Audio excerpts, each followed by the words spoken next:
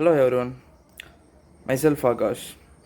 I have completed my BA in 2025 at the St.Peter College of Engineering and Technology, which is located in Chennai. While doing my final year, I got to know about Evision Technozo, which is an IT consulting and a requirement company.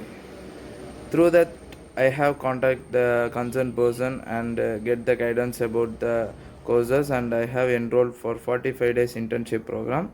Through that, I have learned many things like ITIL, Windows Administrator, Linux, many things like CCNA course, networking, like that. Many things I have learned, and I have hands-on experience in it.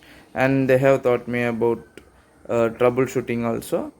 Uh, Through that, I have cracked my interview, and currently I got placed in HCL in the package of 4 LPA. Thanks for Evision, and thanks for the guidance who gave me a lot to get placed in the company. Thank you all.